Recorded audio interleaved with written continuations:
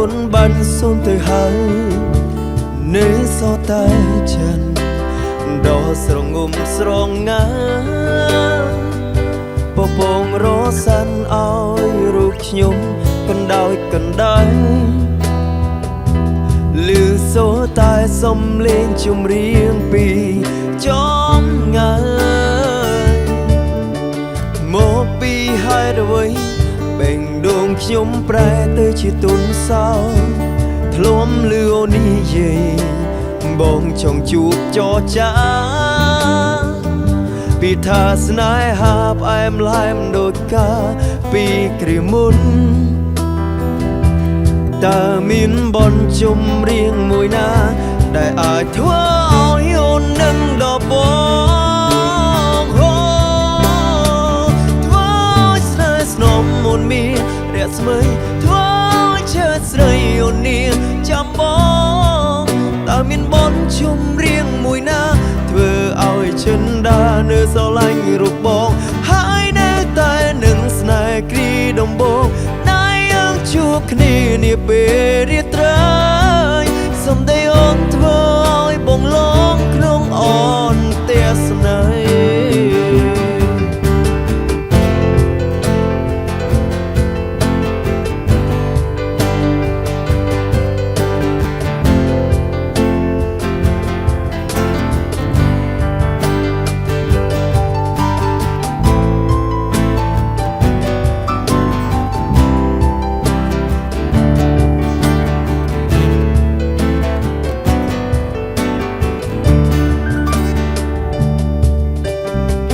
ស្នេហ៍កន្លង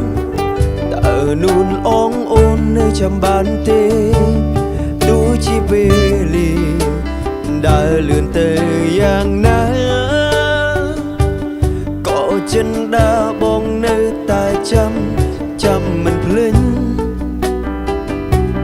ទោះបីជាថ្ងៃរាំងហើយលេងក៏បងនៅតែចាំរូបអូនមួយ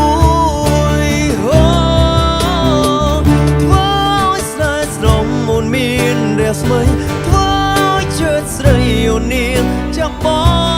ងតើមានបនចម្រៀងមួយណាធ្វើឲ្យចិនដានៅស្រឡាញ់រូបបងហើយនៅតែនឹងស្នេហ៍គ្រាដំបូងដែលយើងជួបគ្នានាពេលរាត្រីសំដីអូនធ្វើឲ្យបងឡងក្នុងអនទេសនាធ្វើឲ្យស្នេហ៍ស្រមមុនមានរស្មីធ្វើជើស្រីអូននាងចាំបងតើមានបនចម្រៀងមួយណាធ្វើឲ្យចិនដានៅស្រឡាញ់រូបបងហើយនៅតែនឹងស្នេហ៍គ្រាដំបូងដែលយើងជួបគ្នានាពេលរាត្រីសំដីអូនធ្វើឲ្យបងឡងក្នុងអនទេសនាធ្វើឲ្យស្នេហ៍ស្នំមុនមានរស្មីធ្វើជើស្រីអូននាងចាំបងតើមានបនចម្រៀងមួយណាធ្វើឲ្យចិនដានៅស្រឡាញ់រូបបងហើយនៅតែនឹងស្នេហ៍គ្រាដំបូងដែលយើងជួបគ្នានាពេលរាត្រី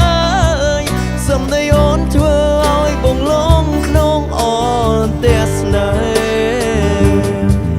សំដីអូនធ្វើឲ្យបងឡងក្នុងអ